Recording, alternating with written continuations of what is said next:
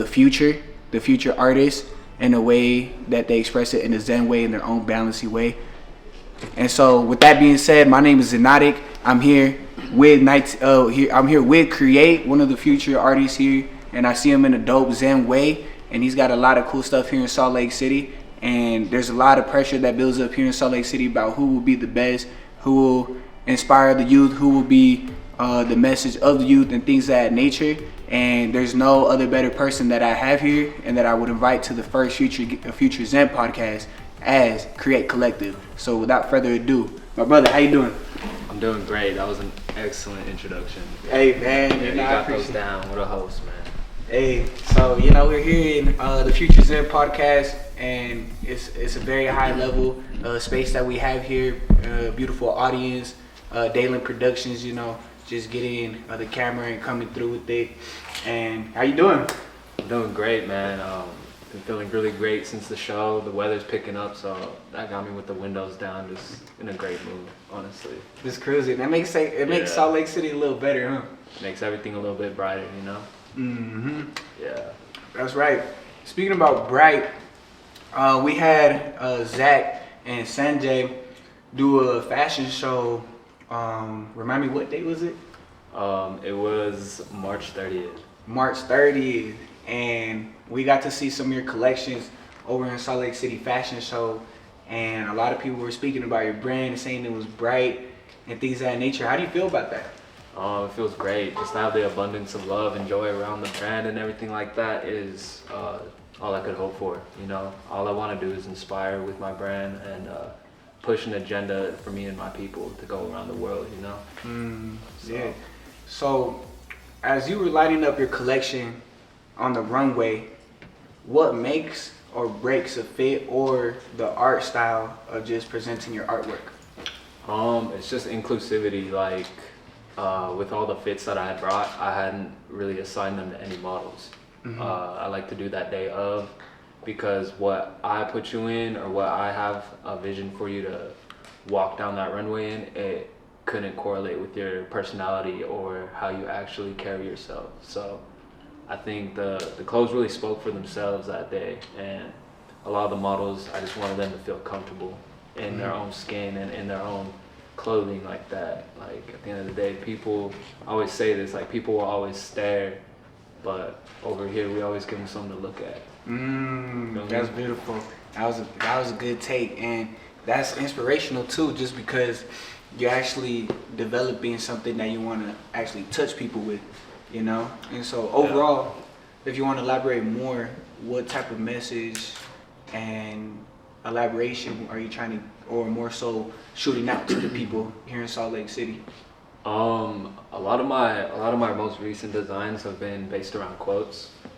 Say what you feel, aim for the stars, pressure makes diamonds. Like, they're all very simple, straight to the point, but it's all things that make sense. And sometimes you don't have to do the most. You don't have to use the most fancy word. You don't have to do the very most to really get your message across. These are all things that I've experienced in my life as trial and error, if that makes sense. Like, say what you feel. That just stemmed from me going through a year in my life where I felt I bit my tongue in situations where I should have spoken up, because I felt like the other people in the room would have felt some type of way about it. But at the end of the day, that's just a shot that I missed, that I never took, Right. And then aim for the stars, like, that's self-explanatory. Like, anything you do only go as far as you take it. So you gotta shoot as high as you can. Right, I totally agree with that. And so with that being said, just hearing about the words that you're saying here now, you would say that you inclusify your morals and who you are as a person into your art, into your work. Absolutely. I try to make it meaningful, There's been a real saturation of designs that kind of just come from people that just see a number, if that makes sense. Like, they see that the blank costs $6, the print costs $4, $10 production. If I buy 100 of these and sell them at whatever XYZ, I can make this profit. For me, it's more just like doing it because I enjoy it. I got a passion for what I do, and I can wake up every day and say that I'll never lose that type of drive and hunger, like regardless of how far it goes. Hey, that's Kreate Kollective. So since we got that on the ground and things of that nature, tell us about a little bit about yourself. Where are you from? What's your background? What makes you who you are today that sparks up a beautiful creation like Kreate Kollective? Yeah, man. I'm from here, man. Salt Lake City, Utah. Born and raised. I moved around a lot. I've been in Murray, Mill Creek. Now I'm in the city, stuff like that. I came up the humble beginnings, you know. Like my family wasn't the richest in the world, but they made sure that I had everything I needed in order to succeed through school and whatever else, you know. And then when the time came for me to leave, I left the house at 18. I just outgrew my space. Like I have an excellent relationship with my parents, and I just didn't have enough room to grow, and so I left. And then from there, I just started making clothes. It started out with just me doing it for myself, really. Yeah, I had drawn a lot, and I had done a lot of graphic design on my computer, stuff like that. And I had a friend, coincidentally, who had an embroidery machine he just bought, and he was like, just come through, bring some shirts, and I'll embroider that design on there for you. Just so, like that, huh? Did that, and then posted it just to kind of show it off a little bit, and people try to get the ladies, huh? Hey, I could get on the machine. No, it was just to show, like, here's what I got, and then people swiped up saying, they were just like, this is so cool. Where did you get it? Did you make it? And someone said, could I buy it? Obviously, I said no, because it's your first piece. It's just the first piece. It was sentimental, but it sparked something in me that maybe I'm doing something right. Let me keep going. So through that, I found a mentor. Shout out Andrew Hutchins from Moby Thrift. He hooked it up with all the knowledge I needed and let me go off into the world to do my thing. To this day, we still talk, and wouldn't have been able to do it without him, really. It would have been a very slow process. That's beautiful. So how many years down the line throughout this process from the first day of you doing it, how many years has it been? We're going on year 5 now, to be honest with you. Year 5? Things take time, really, and especially with fashion. Fashion takes a lot of time. And you don't realize that when you first drop. It was my dad who actually had told me. He said it was when I first dropped my website, my first drop ever. Went into the room all happy. I was like, yo, I just did my first drop. Check it out. Check out the website, this and that. I got a couple orders already. My mom was obviously a mom about it. She was like, oh, I'm so proud of you, this and that, whatever. Right. Gave me a hug. My dad was like, honestly, don't expect instant gratification from what you do. You know, you got to keep grinding at it. It's a grind at the end of the day. It's not a race. It's a marathon. And you might have won this race, but there's so many more down the road that you may not win, or you may struggle with, you know. It's something that you got to keep going and like have a real passion for. And at the time, I took it kind of sideways, but as I grew up, I take his words to heart a little bit more, because he was right, you know. Right. It's been a grind. And on top of that, just being like young men in this generation, it's not easy out here, right? Yeah. And so, you know, I'd say like even with my uncle, or kind of like the men figure in my life, they did prepare me for the world, because it is cold at times, and sometimes you have to be a warrior. And especially in this industry, in this game, there's a lot of competition, and it's about who really has the greatest endurance, who has the greatest discipline. Like, I know we have a brother named Pink Flores, Allen. I'll hit him up sometimes. I'm like, hey, what's K doing? Hey, K's in the studio. K's working, you know. Kreate is out here creating. Yeah. Right? And so a lot of times it's about our mentors and our parents that program us with the vision of not giving up. Like Kanye West says, it's like, my mama told me I could do anything, right? And without like those type of mentors around your life, it will be very difficult, you know. A long time for myself, I had YouTube to really guide me, because a lot of people weren't really on the Zen stuff, or really, or even just pushing a positive message. How do you really navigate in this cold world, knowing that you want to express an art and choosing fashion as your art style? Man, first of all, like, just not seeing competition as like the first lens of things. Really, like, it's collaboration over competition any day. But with anything, like I'm down to compete, it's whatever's, but I'm gonna always try and collaborate with you first before anything like that. Like I'm always game, but I'm not out here to prove a point to anyone but myself. But like with the energy like I put out and stuff like that, like I learned a valuable lesson at a job. I had to work for 5 months before I started working at my current job now with the Utah Jazz. You work with Utah Jazz? Yeah. Since when? Like That's a year and crazy. some change now. I always wanted to work for the Jazz. It's a vibe. Very cool people over there. Very well put together crew. But the job before that, I had to work at Smith's for 5 months because of just a lot of bills came up, and just like making clothes all the time wasn't cutting it. So I needed a little bit more income. So I worked there for a little bit, and halfway through, I was just like, man, like it's what my life led up to. Like, shout out to people at Smith's. It's not the end of the world over there, but I just had bigger aspirations and dreams for myself than working at a grocery store, you know? Of course, yeah. Made a lot of great friends along the way, but halfway through, I was just like, what am I really doing type deal. And from there, I stayed up that night till like 3 in the morning, just having these like back and forth thoughts about what should I do, what have I done, like should I just hang it up, is Kreate even going anywhere?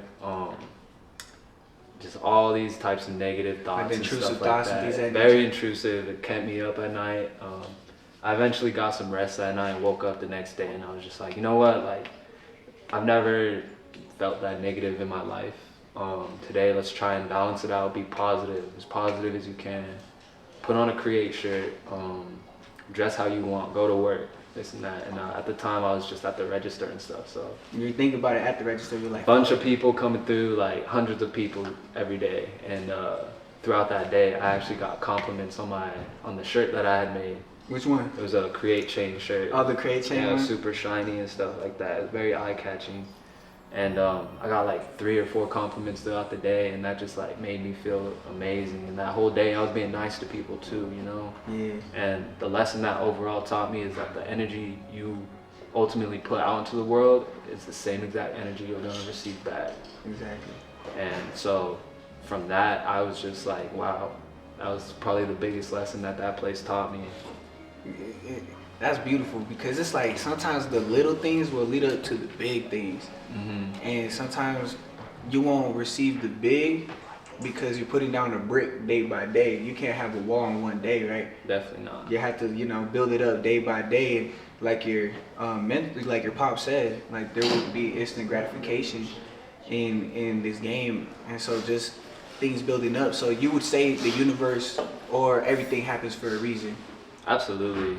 I believe everything happens for a reason, good or bad. You're gonna have your reality checks here and there to humble you and ground you as a person. But everything that's happened to me, like I said, good or bad, I'm glad it did. I'm glad it happened early. You know, it's good to learn early, get a good introduction to everything that is out in this world, type deal. And ultimately, like, we don't take L's really. It's just lessons at the end of the day. Just don't do it again. Move different, move smarter, and push yourself harder. Right. Yeah, we love that. We love that energy, of course.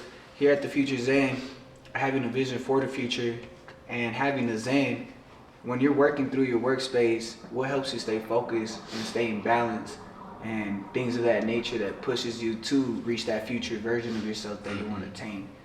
You know? Just having people around that. That's a strong one. That's a that good have one. like interest, you know what I mean? The same niche and stuff like that. Like, I hang out with a lot of other designers and stuff like that. Like I said, it's not a competition. I'm over here trying to like build a family with it, build a whole connection, a whole community. And that's what we've been doing through SLC Fashion Show as well. Like, shout out Zach, Sanjay, and the rest of the team. Shout out Sanjay, we see you out there. Hey, he did it at the Utah State Capitol. That's not easy. 1,250 people, probably more. We keep topping ourselves every single year, and we hope to keep doing that for years to come, make it annual, make it a staple here in Utah.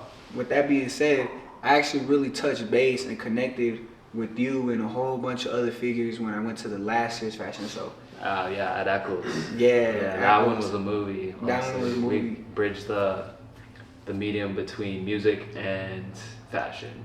Yep. So yeah, we had live performances during the runways and stuff. I remember that. My performer, I made her custom merch and stuff like that, and Who was your performer? It was an amazing feeling. Yeah. It was Dawn and her boyfriend, Ro. Dawn. Oh, Dawn. Yeah, that was beautiful. Yeah, I didn't think I made it in voice. time. Beautiful voice. Right, yeah, no, that's beautiful. I think the question really with music and fashion forming together, what's the ideal Salt Lake City scene you envision? I know you spoke a little bit, covered up on unity and collaboration. Yeah. What do you think would be the steps properly to achieving an ideal reality in that sort? Like my utopia is just pure self-expression with no judgment. Like, for example, I've been telling people that I want to go to New York and stuff like that. And You don't want to? I do. Oh. I really do. I feel like there's a lot out there that I could learn and that I could see and stuff like that, people I could meet. But wearing the fits that I do out here, I get a lot of eyes on me and stuff like that when I go out. Over there, they said they'll humble you. They won't even like acknowledge you type deal. Damn. And so like, I want it to be like to that point a little bit to where it's so common to wear what you want, whether it's like something like this or something completely like outlandish, you know? Like, Right. weird is just another word for stuff you don't understand. And not to cut your wisdom off, just on top of that weird, I heard a saying that millionaires are weird. You know, they're weird because they're not normal. They're out here waking up at 5 a.m., studying every single day, putting in the time and work, all that effort. And oddly enough, they do become weird because to normal people, they wouldn't put in the discipline and work to reach to a certain level. So on top of that, I wanted to come back and circle around to your fashion. As you as a fashion designer and things of that nature, do you see yourself working as a main designer for, like, let's say Fendi, Louis Vuitton, Gucci, things of that nature? Or would you just stay solo onto your work, but if given opportunity to work for one of them brands, which one would you do? And on top of that, what would push you to even do that, having your brand? Ultimately, I've thought about this before. I thought about it when I came onto the jazz in the first place. If anything was ever thrown on the table, I'm not trying to work for you, I'm trying to work with you. You know, I'd make that very clear in the negotiations. You came to me, and at the end of the day, I'm not trying to just work for a penny on the dollar. Yeah, of course. That makes sense. You don't deserve that either. With the work you put in, man, shit, you might as well have Kreate be better than Fendi. That's crazy. But that's the goal, you know? You want to be on top of the world and things of that nature. I wanted to ask as well, was there anything you wanted to continue to elaborate on that? No, continue. I'd say on top of that, I feel like when you get to a certain level, do you still have role models you look up to and bigger brands that you feel like you could still take some from them, or are you solely just locked in with yourself? Like everyone lives in their own world, obviously, but yeah, I do have some people I still look up to every day. Virgil was at the top of that list. I was waiting. I was hoping he said Virgil. Man, yeah, you already know. He was a visionary for real. He bridged a lot of things into fashion. Architecture being one of them, which is something that you really wouldn't expect. He wasn't afraid to be himself at night. For his nightlife, he was a DJ. Yeah. You know, like, you really don't have to just do one thing, and that's what I took from him. I'm not trying to spread myself thin, but at the same time, I'm not trying to be like a one-trick pony type of guy. Yeah, right. If that makes sense. You want to be able to maintain. I want to be able to just have good quality of life. Mm-hmm. You know, like, I don't want my whole life to be just ensued in fashion all the time, you know, because even me, I get sick of like having to do stuff. Like after the fashion show, I took like a week and a half off.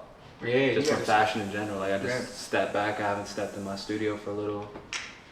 Before this interview, actually, I went to a big ass fabric warehouse down in Sugar House, and I actually picked up some more leather and stuff for a new project that I saw. Just trying to get inspired again. That's a good point, and that's good that you're getting leather and things of that nature. I wanted to ask, as you move up the ladder here in the industry, in the fashion game, where do you usually like to aim to source your labor, source your material, and where are you trying to, I'd say, where are you trying to have a destination within that aspect? I like to source everything local if possible. I feel like we just gotta grow together, and that's something I'm really big on. But as for manufacturing and stuff like that, I do everything myself. You know, like I've pulled all-nighters where I've just been cranking stuff out with friends, family that just came through to help, you know? And so I just feel like learning to do it yourself is the most important thing, because having someone else do it for you all the time, like, you can't rely on people 100%. You can't. And the universe will show you that quickly. It will, and at the end of the day, like, it's like riding a bike. You never really forget how to do it once you learn.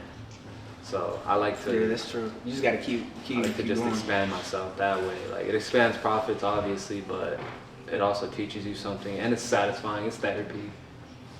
Being able to sew your own shirt, your own pants. It has its like ups and downs with like needles breaking or little stuff like that. Right. But, it's life though. I love it at the end of the day. Like you put in the work, it makes everything you do so much more meaningful. Yeah. So that's true. It all has meaning, and I like it makes me think like you do it with intention. And everything that you do in life, especially if you're an artist or things of that nature, you want to do with intention. Because if your heart is pure, the intention is pure, and it will manifest and have a ripple effect of just prosperity. But it won't always be easy. And I see that with you here today, and you came here, and I'm way appreciative of your time coming through. You've been killing it. Thank you. You know, this is Zenotic. This is Kreate Kollective. And this has been the Futures in Conversation.